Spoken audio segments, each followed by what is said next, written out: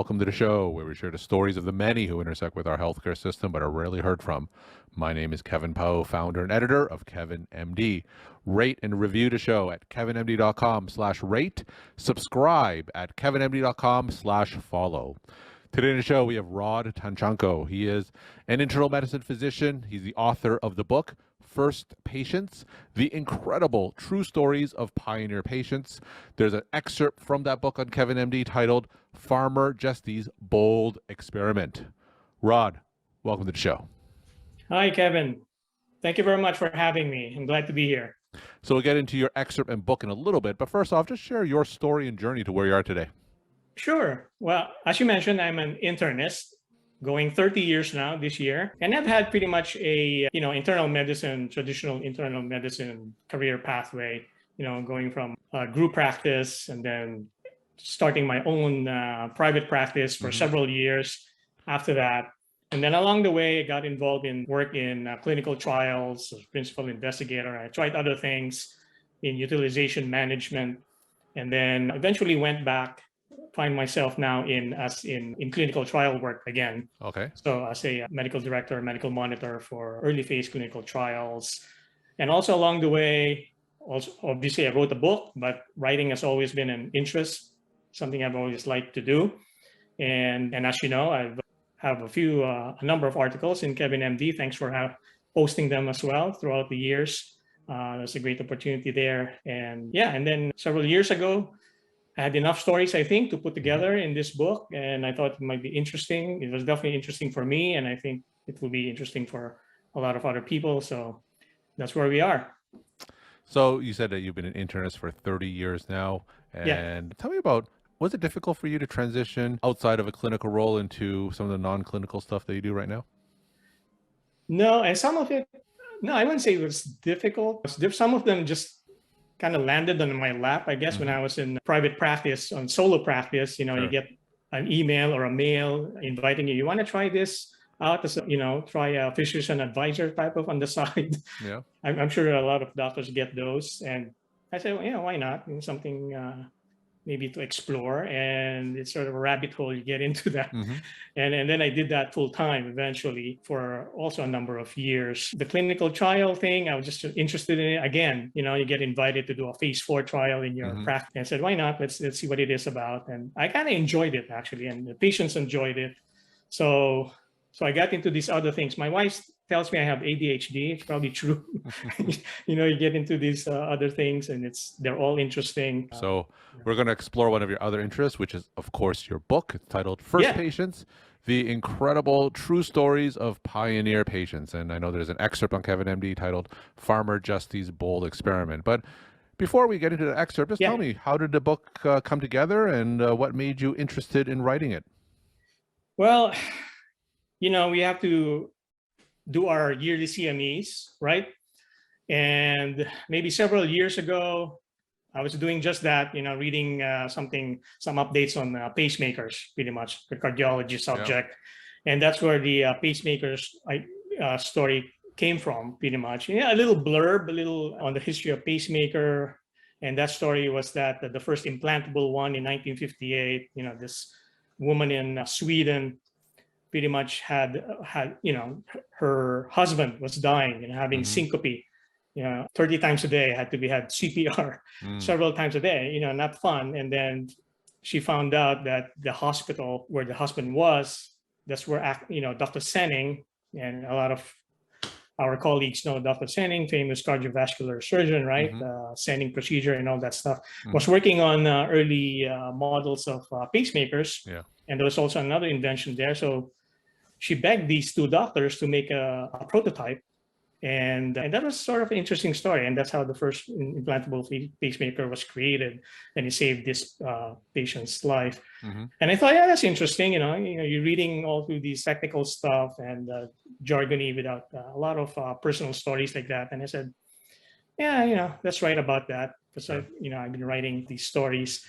And then maybe I'll look for other stories, that are in the same theme, first patients. Yeah. What was the story? The backstories is what I was looking for.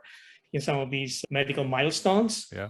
And so that's how I found these other ones. And, they're all very interesting and fascinating. And a lot of them are little known. We know the innovations, the discoveries, but sometimes the backstories, as I mentioned, the personal stories behind them, makes it a little bit more human, makes it more memorable and more interesting. So that was the whole premise of writing it. Yeah. So tell us about one of those stories. You excerpted one on Kevin MD, Farmer Jesty's bold experiment. Tell us about that particular story. Well, I think it was kind of a little bit more timely for our times, obviously, with the pandemic and so forth. And I thought something about vaccination might be interesting. So I looked into that. And this is about, smallpox and the first vaccination. And in the medical world, we probably all know, or most of us would have heard of Dr. Edward Jenner, right?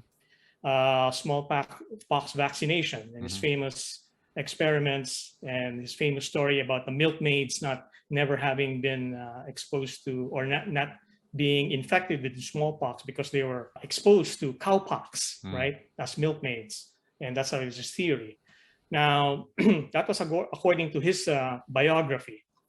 But apparently, 20 years before that, this farmer had the same idea. This is Benjamin Jesty, who was not a doctor, not a science guy. He was not a scientist. And he was just really relying on folklore, the stories that they knew in the community, that people who work with cows who had cowpox, which is another viral infection that has some similarities to smallpox, but not as severe, seemed to be immune. So he wanted to protect his family. We've never seen smallpox nowadays, right? We don't see that because it's been eradicated. But as we know, 200 years ago, it was pretty much decimating, whole communities and cities and so forth, and just, whole swath portions of the population, world population dying from it. And it would come and go, right? In communities in England, this is where it happened. So he said, maybe if we get this cowpox, look for an infected cow and get that material, that pus from the teats of the cows and poke it into my family, that will give them some immunity. And it's based on that sort of heuristic folklore that they knew at the time.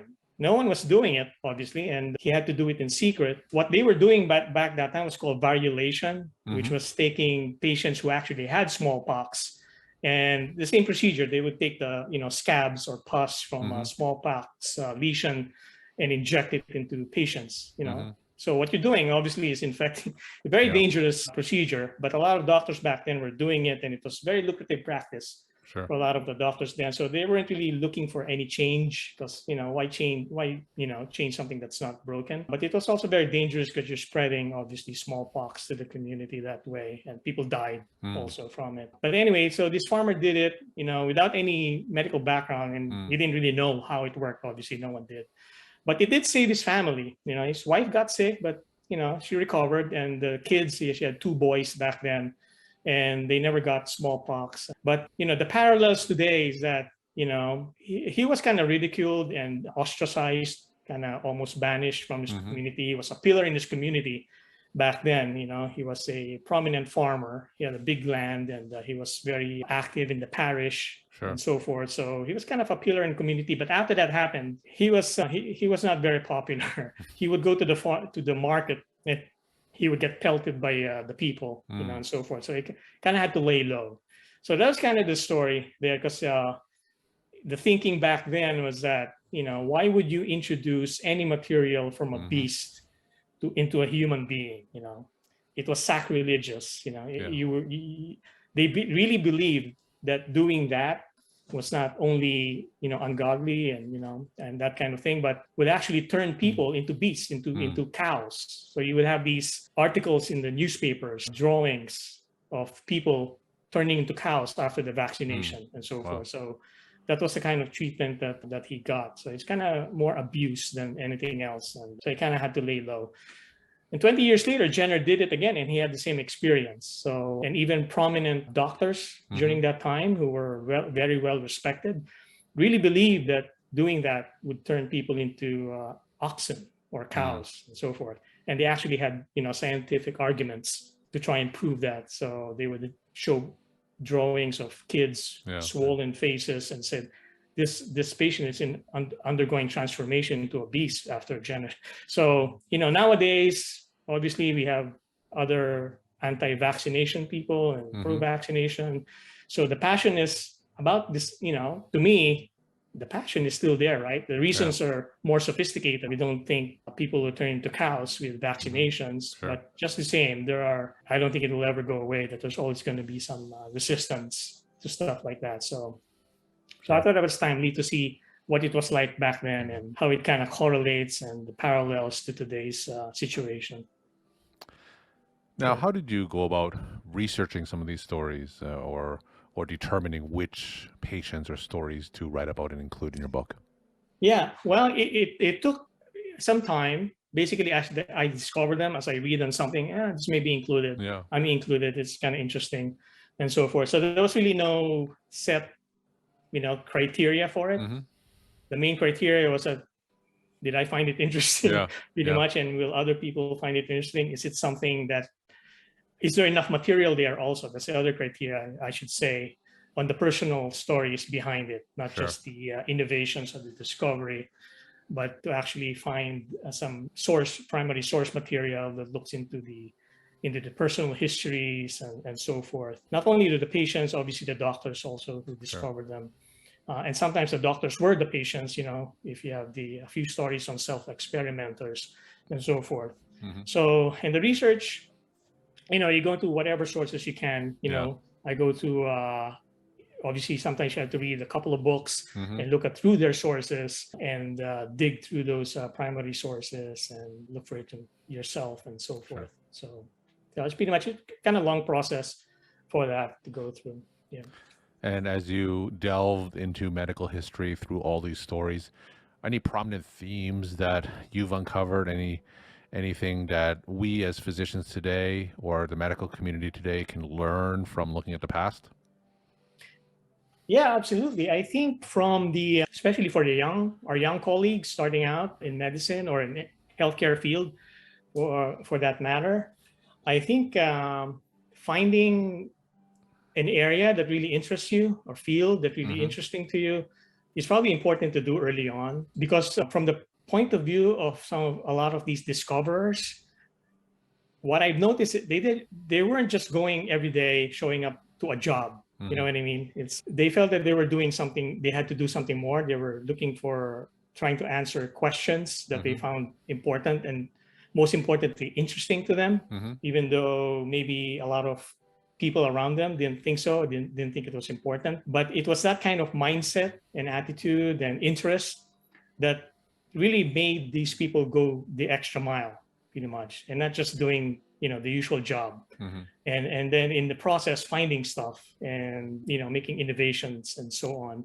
So I think that's an important component of it.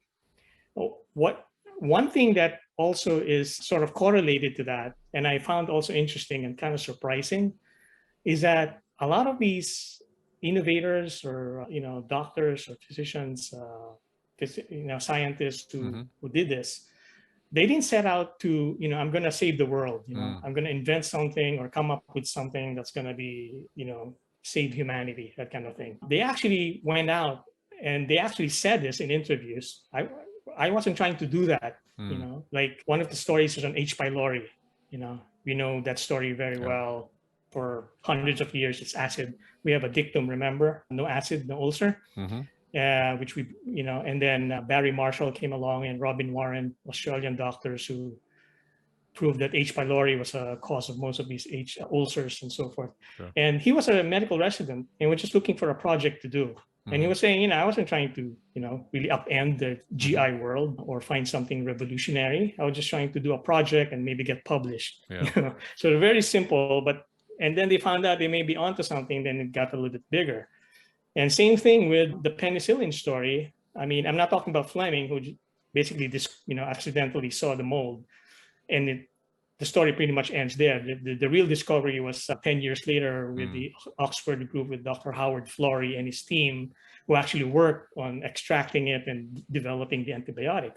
But even him, he was saying, we weren't trying to save humanity. It was just an interesting question on whether this substance had antibacterial properties. That's the only question they wanted to find out. And then it became big because, it was not as toxic. It was very effective during that time. And it also happened during World War II in the 1940s, when there was a little bit more urgency, because now you need an antibiotic to save the troops. Yeah. And then he ended up traveling to America because obviously England didn't have a lot of resources. They were being bombed. So he came over here, and it was here that actually the penicillin production blew up from 5.5 milligrams in 1942, or 5.5 grams to 1942, to billions of units, which was very instrumental in treating the troops, on D-Day, that kind of thing. Yeah, but he wasn't thinking of that. He was just thinking of the scientific question. So that's an interesting kind of perspective. Sure. We're talking to Rod Tanchanco. He is an internal medicine physician, author of the book, First Patients, The Incredible True Stories of Pioneer Patients.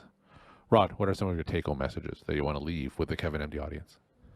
Yeah, sure. Well, we've had, as a human race, pretty much, we've had this 3-year experience now with the pandemic, right? And I think it's sometimes good to kind of just look back at some of these stories, sort of more of a perspective, give us a little bit of a perspective that remind us of human inventiveness and resilience, and most importantly, compassion that happened 200 years ago, is still ongoing now. I probably keep on going. And I think that's how we make progress and make things better for the next generation. I was just happening to be listening to your other recent podcast. You had that recent one on BioNTech, and it was just amazing to me that some of the themes there on that small company making important strides, and it happened with serendipity and things that they weren't expecting to happen. I mean, the same things, it's still going on now. So it's kind of amazing, but it's nice to get a perspective from the history and from now too. So